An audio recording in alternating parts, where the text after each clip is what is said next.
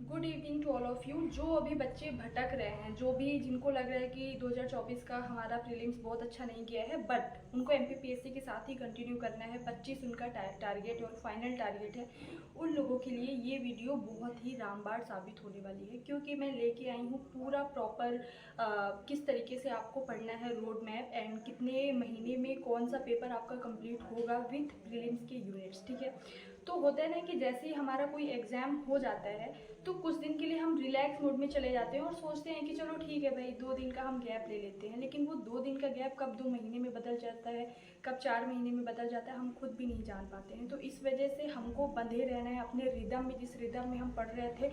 अब पहले आप 10 घंटे पढ़ रहे थे, 8 घंटे पढ़ रहे थे, तो आप 4 घंटे पढ़ो, 3 घंटे पढ़ो, 2 घंटे पढ़ो, बट कंटिन्यूटी, जो कंसिस्टेंसी वर्ड है ना, वो बहुत इंपॉर्टेंट है हमारी लाइफ में, पढ़ाई के लिए स्पेशली, या फिर किसी भी काम को आप कर रहे हो तो कंसिस्टेंसी बहुत ज़्यादा इंपॉर्टेंट है।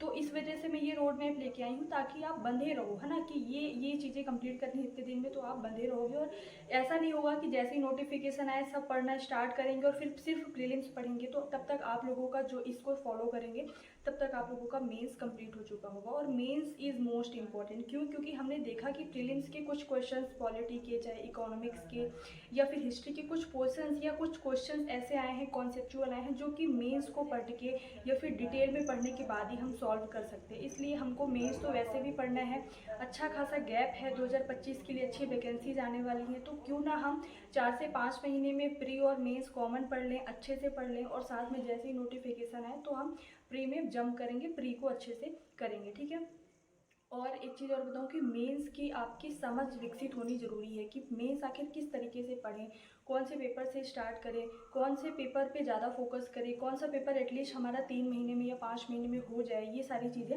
हमको डिटेल में, आंसर राइटिंग भी हमको अभी से करते रहना चलना है। तो ये अगर आपको सीखना है अच्छे से, बेसिक टू एडवांस लेवल पे, तो आप, हमारा जो मेरा मेंटोरशिप बैच है वो लॉन्च हो चुका है। Study with Prachi Parihar application play store पे जाके ऐप आप डाउनलोड कर सकते हो और वहाँ पे हमारा जो मेंटोरशिप बैच है वो बाय कर सकते हो। 3 जुलाई से आपकी क्लास स्टार्ट होगी। उसमें पेपर 5 का जो वोकेबलरी वाला पोर्शन है, जो लोगों को टफ लगता है, उसकी प्रैक्टिस कराई जाएगी, वो रटाया जाएगा क्विज फॉर्मेट में। बाकी आपको आंसर राइटिंग बताया जाएगा, कैसे करना है, नोट्स मेकिंग बताया जाएगा, किस तरीके से आप नोट्स मेकिंग कर सकते हो, और पूरी बेसिक एक एक यूनिट की सिलेबस डिकोडिंग होगी, और सारी चीज़ें आपको, इंपॉर्टेंट चीज़ें डिस्कशन वहाँ पे होगा। 30 दिन 30 क्लासेज आपको मिलेंगी। ठीक है, तो वहाँ पे आप जाके बाय कर सकते हो। चलो तो स्टार्ट करते हैं। क्या क्या हमको करना है, क्या क्या क्वेश्चंस हमें कवर करना है।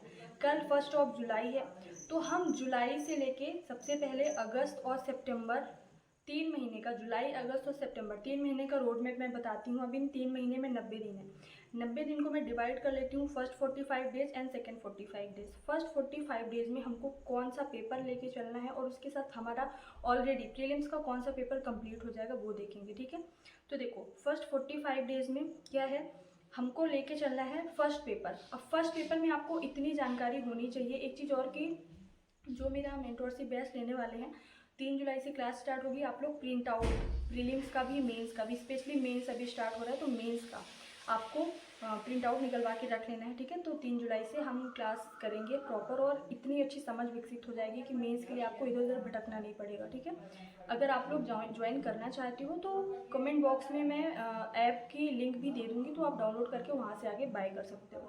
तो देखो फर्स्ट 45 डेज में हमको पूरी हिस्ट्री, अब हिस्ट्री में ancient history, medieval history, modern history, MP की हिस्ट्री, एमपी के जनजातीय व्यक्तित्व, मध्य प्रदेश का स्वतंत्रता आंदोलन में मध्य प्रदेश का क्या योगदान रहा है, मध्य प्रदेश की बहुत सारी डायनेस्टीज यानी राजवंश है, गर्दवल्लभ राजवंश, परिवाजरक, मौखरी, चंदेल, परमार, तो ये सारी चीज़ें आपको हिस्ट्री में पढ़नी है। ठीक है, फर्स्ट पार्ट में, पेपर फर्स्ट का पार्ट ए पूरी हिस्ट्री है। फिर पेपर फर्स्ट का पार्ट बी में पूरी ज्योग्राफी है, उसमें इंडियन ज्योग्राफी है, मध्य प्रदेश की ज्योग्राफी है, और साथ में अलग अलग ऐसे पोर्शन है, आपदा प्रबंधन है, मतलब पूरा ऑलरेडी आपका ऑलमोस्ट ज्योग्राफी वाला पोर्शन है। ठीक है, तो हम इन फर्स्ट 45 डेज में, यानी 1 जुलाई से 15 अगस्त तक हम क्या करेंगे, पेपर फर्स्ट पूरा कंप्लीट करना है आप लोगों को। ठीक है, टारगेट बना लो, और बाकी बुक लिस्ट वगैरह की वीडियो मैंने बना दी है कि आपको किस पेपर के किस यूनिट को कहाँ से बुक लिस्ट वगैरह, आप बुक्स वगैरह देख सकते हो, नोट्स ले सकते हो। ठीक है, साथ में जब हम फर्स्ट पेपर अच्छे से कंप्लीट कर रहे होंगे इन 45 डेज में, तो साथ में हमारा जो प्रीलिम्स है उसका यूनिट 1, ठीक है, यानी कि history, unit 2 MP history, unit 3 Indian geography and unit 4 Madhya Pradesh की ज्योग्राफी ऑलरेडी आपकी कंप्लीट हो रही होगी, ठीक है। तो इस साथ में प्रीलिम्स के 4 पेपर्स अलग से इनको पढ़ना नहीं है, प्रीलिम्स ओरिएंटेड नहीं पढ़ना है, हमको मेंस ओरिएंटेड ही पढ़ना है। लेकिन मैं बता रही हूँ कि जब हम ये कर रहे होंगे, पेपर फर्स्ट कर रहे होंगे, तो ऑलमोस्ट आपका ये चारों यूनिट्स कवर हो रहा होगा। साथ में आपको क्या करना है, रैंडम, जैसे कि आपने 4 घंटे 5 घंटे आपने पूरा बिजी शेड्यूल में से सिर्फ 4 या 5 घंटे अगर आप निकाल पा रहे हो तो ठीक है, 4 घंटे आपने पढ़ा, फिर रैंडम आप कहीं भी बैठे हो या फिर कहीं भी जा के फिर आए हो, थके हुए हो, तो एटलीस्ट आपको पूरे दिन का 24 घंटे का 1 घंटा या 1.5 घंटा लूसेंट को देना है। लूसेंट में एमपी अभी 1-2 दिन बाद वीडियो आएगी कि आखिर जो हमारा 2024 का प्रीलिम्स हुआ, लूसेंट से कितने क्वेश्चन आए या नहीं आए, क्योंकि मैंने तो बहुत ही लूसेंट का मतलब एक वो बोलते हैं ना कि डंका बजाया था कि नहीं लूसेंट से आना है, तो देखा जाएगा कि लूसेंट से आया है कि नहीं आया। और आप लोगों को अगर उससे हेल्प मिली हो तो ज़रूर कमेंट करके बताना। तो लूसेंट पढ़ना है आपको डेली, उससे क्या होगा कि आपका 2 मार्कर ऑलमोस्ट कवर होगा लूसेंट से। और साथ में घटना चक्र पढ़ना है, वो कब पढ़ना है, वो प्रीलिम्स के ओरिएंटेड हमको पढ़ना है। तो जब प्रीलिम्स के लिए भी हम घटना चक्र पढ़ेंगे, लूसेंट पढ़ेंगे, तो हमारा मेंस से 2 मार्कर आपके कंप्लीट हो जाएंगे, ठीक है। तो फर्स्ट 45 डेज में फर्स्ट पेपर पूरा और साथ में हमारी फर्स्ट 4th यूनिट कंप्लीट हो चुकी होगी। फिर नेक्स्ट 45 डेज यानी कि 16 अगस्त से लेके लास्ट सितंबर तक हमको क्या करना है, सेकेंड पेपर में आपको सिलेबस रटा हुआ होना चाहिए। मैं फिर से बोल रही हूँ, जो मेरा मेंटरशिप बैच लेने वाले हैं या ले चुके हैं, प्रिंट आउट निकलवा के रख लो। डेली आपका 10 से 5 मिनट यही काम होना चाहिए कि किस पेपर के किस यूनिट में क्या है, आपको रटा हुआ होना चाहिए पूरा सिलेबस मेंस का, ठीक है, और प्री का भी। तो सेकेंड 45 डेज में हमें पूरा सेकेंड पेपर कंप्लीट करना है। सेकेंड पेपर के फर्स्ट पार्ट में क्या है, पूरी पॉलिटी है, ठीक है, पॉलिटी और अलग अलग सी चीज़ें हैं। फिर उसके सेकेंड पोर्शन में क्या है, पूरा सोशियोलॉजी, ठीक है। तो इसके भी सोर्सेज मैंने ऑलरेडी बता दिए हैं, बुक लिस्ट वाली वीडियो आप लोग देख सकते हो। और इसमें हाँ एक चीज़ और कि हिंदी जो है, हिंदी एक ऐसा पोर्शन है, पेपर 5th है, जो कि मैं मेंटरशिप बैच में करवाने वाली हूँ, वो भी वोकैबुलरी पोर्शन। तो हिंदी एक ऐसा पोर्शन है जिसको सिर्फ हम आधे घंटे डेली के 20-25 मिनट या फिर 30 मिनट, ज़्यादा से ज़्यादा 30 मिनट, सिर्फ आधे घंटे दे के हम बहुत अच्छे से कर सकते हैं। यानी कि अगर 200 मार्क्स गए तो हम लगभग 140, 150 प्लस, 160 प्लस, 165 अभी तक हाइज गए हैं, ठीक है। तो इस तरीके से हम हिंदी भी कर सकते हैं आराम से। आफ्टर दैट देखो, जो सेकेंड 45 डेज में हमको पॉलिटी और सोशियोलॉजी यानी कि दोनों portion part A and part B complete करना है। और जब हम ये कर रहे होंगे पॉलिटी वगैरह वाला सेक्शन, एमपी की polity and Indian polity and और जो भी अलग से चीज़ें हैं, एनजीओ वगैरह है ना, और मीडिया का क्या रोल है हमारे दैनिक जीवन में भी और अलग से भी राजनीतिक जीवन में, और जो भी अलग से टॉपिक्स दिए गए हैं, बहुत सारे प्रतिस्पर्धा आयोग और मानवाधिकार आयोग, ये सारी चीज़ें जब हम कर रहे होंगे तो हमारा ऑलरेडी जो प्रीलिम्स का पेपर यूनिट 5 है यानी कि इंडियन पॉलिटी और एमपी की पॉलिटी, वो भी हो रही होगी। और पॉलिटी को डिटेल में पढ़ना है, वही है कि बुक लिस्ट वगैरह मैंने ऑलरेडी बता दी है कि कहाँ से क्या पढ़ना है, ठीक है। तो इस तरीके से फर्स्ट 3 मंथ यानी कि 90 दिनों में जुलाई, अगस्त एंड सितंबर, अभी कभी आज ही आपको रोड मैप बनाना है और प्रॉपर कि कल से ये फॉलो ही करना है। आपको टारगेट होना चाहिए कि फर्स्ट 45 डेज में हमारा एक पेपर एटलीस्ट कंप्लीट हो।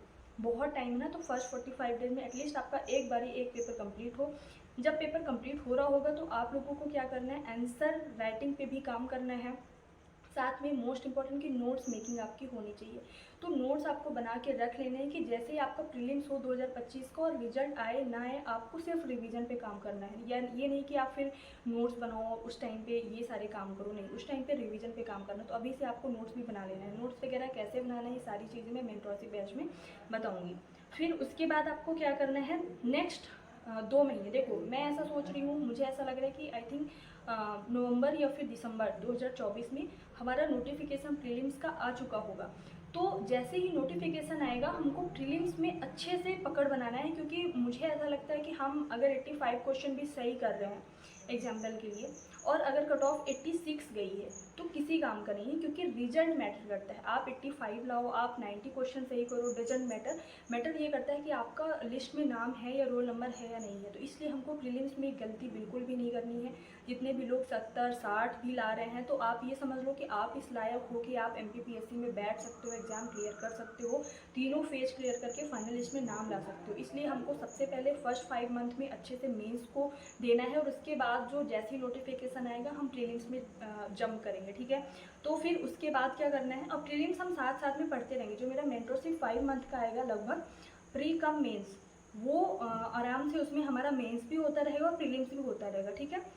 अब देखो जो नेक्स्ट है, यानी कि सितंबर तक हो गया, अब अक्टूबर और नवंबर, ये 2 महीने के लिए मैं बता रही हूँ। फिर अगर नोटिफिकेशन नहीं आया तो वो मैं अलग से बता दूँगी। तो अक्टूबर या नवंबर में क्या करना है, देखो जो पेपर 3 के कुछ ऐसे यूनिट्स हैं जो प्रीलिम्स में कॉमन है, लाइक बायोलॉजी, ठीक है, एक पूरी कंप्यूटर वाली यूनिट, और जैसे IPR वगैरह हो गया, ठीक है, अंतरिक्ष विज्ञान हो गया, और साथ में कौन से ऐसे टॉपिक्स हैं जो कि हमारे प्रीलिम्स में कॉमन है। तो एनवायरनमेंट वाला, पर्यावरण वाला कुछ पोर्शन, और इकोनॉमिक्स के कुछ कुछ टॉपिक जो हमारे प्री में भी कॉमन है। तो हमको वो टॉपिक खंगाल के, कुछ तो यूनिट्स हो गए सीधे बायोलॉजी एंड कंप्यूटर, एंड कुछ ऐसे टॉपिक्स हैं जो पेपर 3 में इकोनॉमिक्स वाले पोर्शन में और अलग से साइंस वाले पोर्शन में, दोनों में कुछ ऐसे टॉपिक्स हैं जो हमको निकाल के अलग से पढ़ने, उनके नोट्स बनाने हैं।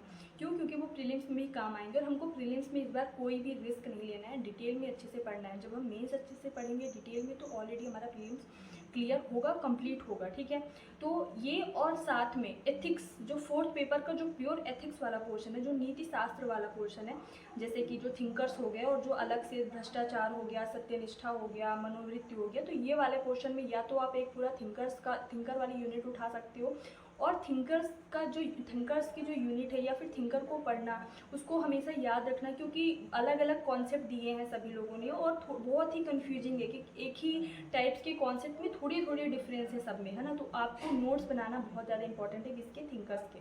तो लास्ट के 2 मंथ में आप पेपर 3 के कुछ टॉपिक जो प्री और मेंस में कॉमन है, और साथ में एथिक्स का कोई एक पोर्शन मैं बोलूँगी थिंकर्स को उठा के, साथ में उसको पढ़ो, और नोट्स भी बना के आपको रेडी रखना है, ताकि जैसे ही प्रीलिम्स हो तो हमें सिर्फ रिवीजन रखे, मतलब बाकी रहे। फिर हमारा जैसे ही नोटिफिकेशन आएगा तो अब आपके ऊपर रहेगा, अगर आप इस लायक तब तक बन चुके होंगे परिपक्व कि आप थोड़ा बहुत 1 महीने, नोटिफिकेशन के 1 महीने बाद तक आप मेंस को ही देना चाहते हो तो कोई बात नहीं, दे सकते हैं। और नहीं तो सिर्फ प्रीलिम्स में भी तब तक ना, मतलब यहाँ का बोझ बहुत हल्का हो चुका होगा, आप ऑलरेडी मेंस कर चुके होंगे, उसमें आपका प्रीलिम्स का पोर्शन भी कवर हो चुका होगा। फिर हम खाली प्री ओरिएंटेड पढ़ेंगे, pre oriented in the sense कि फैक्चुअल चीज़ें पढ़ेंगे, जहाँ इंपॉर्टेंट टॉपिक्स पढ़ेंगे, है ना। जो मेरे इंपॉर्टेंट टॉपिक्स की वीडियो देखे हैं, अभी तक मैसेज आते हैं कि मैम आपने जो इंपॉर्टेंट टॉपिक्स की लिस्ट बताई थी, वहाँ से ऑलमोस्ट क्वेश्चंस आए हुए थे। मैं क्या, कोई भी बताएगा, बस वही है कि विश्वास की बात होती है ना। तो देखो इस तरीके से आपके इस 5 मंथ में कितना हो जाएगा, 300 फर्स्ट पेपर, 300 सेकेंड पेपर, और अगर मान के चलूँ मैं 3rd पेपर में लगभग आपका 3 यूनिट में मान के चलती हूँ, यानी 90 नंबर ये हो गए, तो कितने, 690 नंबर, और साथ में 4th पेपर का 1 यूनिट में मान के चलती हूँ, ठीक है। तो 690 और लगभग 710 नंबर, ठीक है। तो इस तरीके से आपके मेंस के 710 नंबर आपके हो चुके होंगे, और उस 720 नंबर आई थिंक, है ना, जो भी है आप कैलकुलेट कर लेना, हो चुका होगा। 700 प्लस मार्क्स आपके मेंस क्या आप कवर कर चुके होंगे इन 5 मंथ में, आने वाले 5 मंथ में। और इसके साथ ही आपके प्रीलिम्स की ऑलमोस्ट चीज़ें, ट्रेडिशनल पार्ट है जहाँ पे हमको बहुत ज़्यादा टाइम लगता है, जहाँ पे हम डरते हैं, जहाँ से डीपली क्वेश्चन बनते हैं, कॉन्सेप्चुअल क्वेश्चन बनते हैं, वो हमारा कवर हो चुका होगा। अब आपके पास 2 रास्ते हैं, या तो आप बैठो और इस बात का थोड़ा सा आप ऐसे ही रिग्रेट फील करो कि नहीं हो पाया, आप क्या करें क्या नहीं करें, इधर उधर भटको, या फिर आप सीधे आज रोड मैप बनाओ, लोगों से हट के काम करो, और अपने आप को ढालो कि मेंस ही पढ़ना है, मेंस को पढ़ के ही उद्धार होगा, प्रीलिम्स में भी, मेंस में भी, इंटरव्यू में भी। अगर आपको मेंस का मेंटरशिप लेना है तो बेस्ट प्रोग्राम होगा आप लोगों के लिए। 1 महीने में आपको इतना कुछ सिखा दूंगी कि आपको, जैसे प्रीलिम्स के बच्चे कहते हैं कि मुझे मैम पहले कुछ भी नहीं पता था प्रीलिम्स में, लेकिन मैं 70 प्लस 75 प्लस लेके आया, उसी टाइप से मेंस में भी होने वाला है। आई थिंक आपको लेना चाहिए, बाकी आपकी मर्जी है, ठीक है। सो इस वीडियो से अगर थोड़ी भी आपको हेल्प हुई हो तो लाइक कर सकते हैं, एक लाइक से मुझे मोटिवेशन मिलता है। Thank you so much. जय हिंद, जय भारत।